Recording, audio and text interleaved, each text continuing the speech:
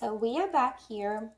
For your sample for this shawl, I would like you to cast on about 25 stitches, 25 stitches. Knit for about 3 rows and actually 4 rows, and then we'll measure the gauge once you're done with your pattern, couple rows of your pattern, to be accurate, just to be accurate. So the first row of the pattern, knit 1, knit 3, and make a knot stitch. So to make a knot stitch, we're gonna use next 3 stitches, 1, 2, 3. We're gonna purl into them first, then move our yarn back, knit into back of those stitches. I'm keeping these long stitches on my right needle, and I'm not dropping off the stitches as of yet from the left needle.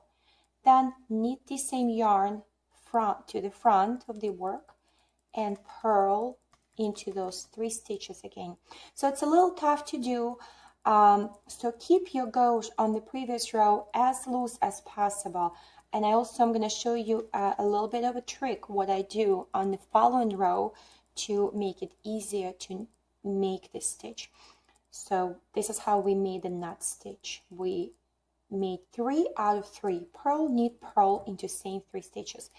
Next 3 stitches we're just gonna knit, and you notice that I use continental style, and I actually knit into the back of my loops, which is okay. I heard a lot of conversations about what's the right way, what's not the right way to knit, what's the this is the way my friend of my grandma's taught me years ago, when there were no books and no tutorials, no videos, no computers. So it actually comes out okay, all my knitting. So once again, we made the knot stitch, then knit 3, then make another knot stitch, and I'm going to show you what you can do on the next row to make it easier to...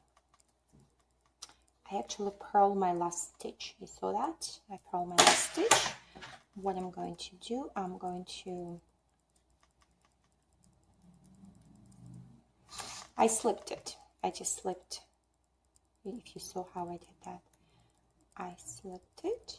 This is what I do with edges, with edge stitches. So on this particular row, to make it easier to make another knot stitch on the next row, I recommend to use a set of larger needles. This is US size 7. So if you have US size 8, use it as a right needle just on this row, so on the wrong side. And here we're just going to purl all stitches.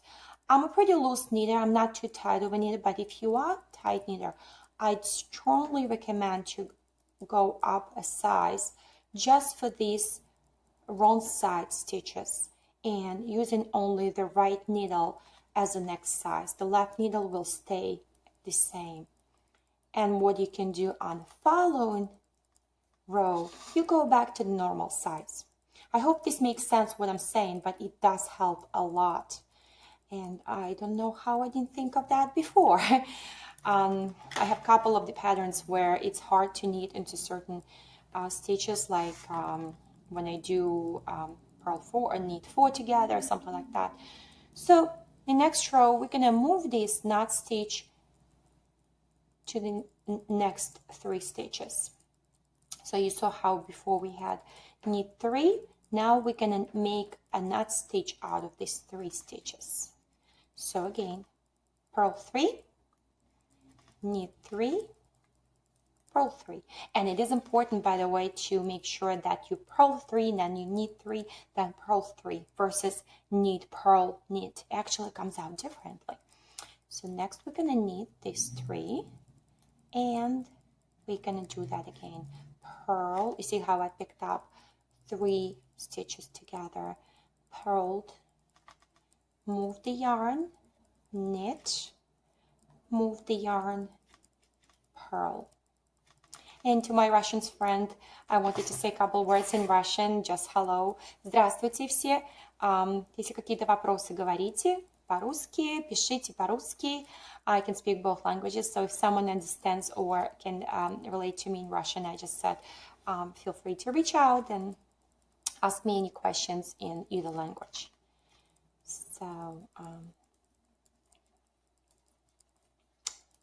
So this is our pattern. And what I would like you to do, I would like you to continue, basically repeat. Next row will be purl row, purl all. Then the following row will be the same as this first row.